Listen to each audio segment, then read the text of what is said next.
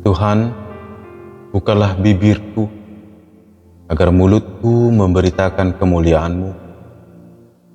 Ya Allah, ingatlah aku sesuai dengan anugerah-Mu. Tuhan, dengarkanlah aku sesuai dengan pertolongan-Mu yang penuh dengan kesetiaan.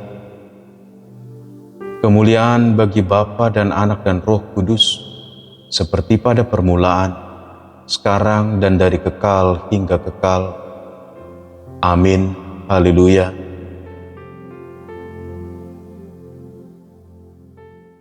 Galatia 2 ayat 16. Kita tahu bahwa tidak seorang pun yang dibenarkan karena melakukan hukum Taurat, tetapi melalui iman dalam Yesus Kristus. Sebab itu, kami pun telah percaya kepada Kristus Yesus, supaya kami dibenarkan karena iman dalam Kristus dan bukan karena melakukan hukum Taurat. Sebab tidak ada seorang pun yang dibenarkan karena melakukan hukum Taurat. Saudara yang kasih Tuhan, cuaca sedang tidak baik. Saya berharap Bapak Ibu, saudara yang kasih Tuhan dalam keadaan sehat. Tetap waspada dengan cuaca yang buruk ini, dan mari saling mendukung, saling menopang, saling menolong, saling mendoakan. Khususnya tempat-tempat daerah terdampak banjir, dan secara khusus juga bagi saudara-saudara di kampung dalam Bidara Cina. Semoga banjir lekas surut dan semua dalam keadaan sehat. Saya kasih Tuhan, pernah dengar ungkapan yang mengatakan bahwa manusia adalah tempatnya salah, yang sempurna hanya Allah saja. Saya ingat sekali ketika guru juga waktu SD, guru saya tidak mau memberi nilai 100 atau 10 karena tidak ada yang sempurna. Manusia tetap menjadi tempatnya salah.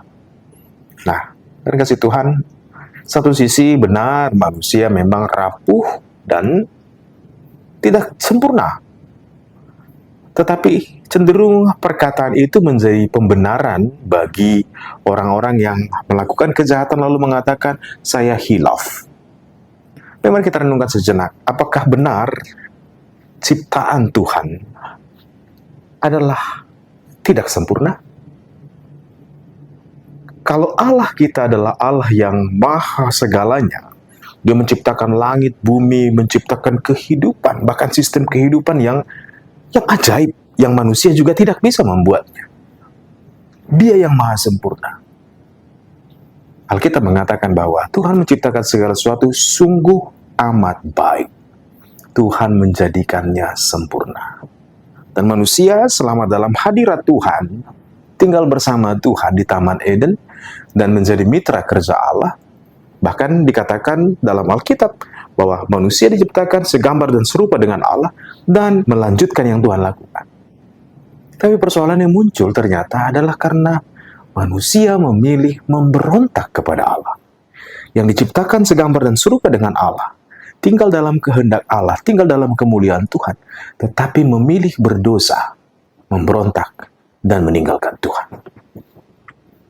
Bapak Ibu, kerusakan terjadi adalah karena memang pilihan manusia adalah jahat. Bahkan ketika mau menjatuhkan hukuman akan tentang air bah, bukankah karena kecenderungan hati manusia adalah jahat dan semua yang dilakukan adalah jahat di mata Tuhan? Kalau Tuhan menjadikan segala sesuatu sungguh amat baik dan sempurna, dan Tuhan memberikan kita kehendak bebas supaya kita memang menjadi mitra Allah, persoalannya, mengapa terjadi kerusakan? Tentu adalah karena dosa. Nah, dari kasih Tuhan, nas kita hari ini mengingatkan suatu peristiwa penting. Ketika Allah telah memilih umatnya dan memberi firman-Nya, hukum-Nya, untuk dilakukan, untuk dikerjakan. Apa tujuan Tuhan? Kalau bukan supaya manusia atau umat pilihannya itu hidup sempurna. Dan dengan itu menjadi mitra kerja Allah untuk menyampaikan bahwa kebaikan Tuhan atau kesempurnaan itu bisa terjadi kalau kita hidup di dalam Tuhan. Persoalannya, bukankah bolak-balik Israel juga jatuh? Ternyata hukum Taurat tidak menjadikan segala sesuatu menjadi benar juga. Karena manusia, karena dosanya, tidak mungkin benar di hadapan Allah yang sempurna. Tidak mungkin sempurna. Oleh karena itu, Bapak Ibu jemaat yang dikasihi Tuhan, nah, kita hari ini mengingatkan kita tentang suatu peristiwa penting di mana Allah dengan kasih-Nya, dengan kemurahan-Nya, dengan kebaikan hatinya, Dia mengukirkan perjanjian baru. Bukan pada loh batu itu lagi yang atau hukum Taurat, tetapi pada hati manusia. Dengan karya Kristus sendiri menyatakan kasih. Anak Allah yang tunggal diberikan, supaya kita lihat, kita dibenarkan.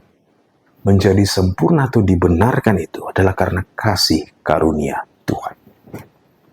Saudara kasih Tuhan, inilah sukacita kita bahwa kita menjadi sempurna karena Tuhan menerangi kita. Kita dimampukan melakukan pekerjaan yang Tuhan percayakan dan kita diterima kembali. Bukan karena kita telah menjadi orang-orang suci, tidak. Tetapi karena kita dibenarkan di hadapan Tuhan. Dan Dia memberikan roh-Nya. Oleh karena itu, inilah yang perlu kita syukuri dalam kehidupan kita sebagai orang percaya. Allah telah menyatakan kasih karunia kepada kita. Dia menyertai kita supaya kita dimampukan.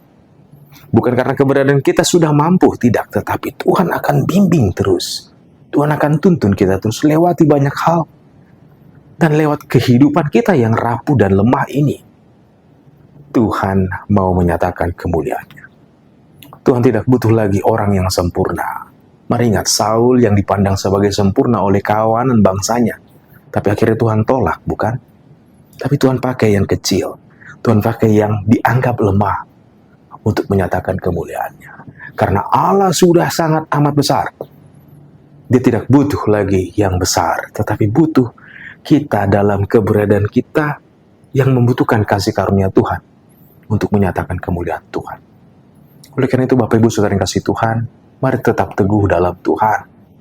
Izinkan Tuhan menerangi selalu kehidupan kita, tinggal di dalam kita dan kita tinggal di dalam Tuhan. Supaya kita dimampukan, kita ditolong, kita disertai selalu. Dan mari ingat, belum ada yang sempurna, tetapi semua sedang menuju menjadi serupa dengan Kristus. Pertolongannya, perlindungannya, penyertaannya, itu yang membenarkan kita. Kristus sendiri yang membenarkan kita dan menjadi kebenaran bagi kita. Oleh karena itu, tetap semangat dan teguh di dalam Tuhan. Tuhan berkati.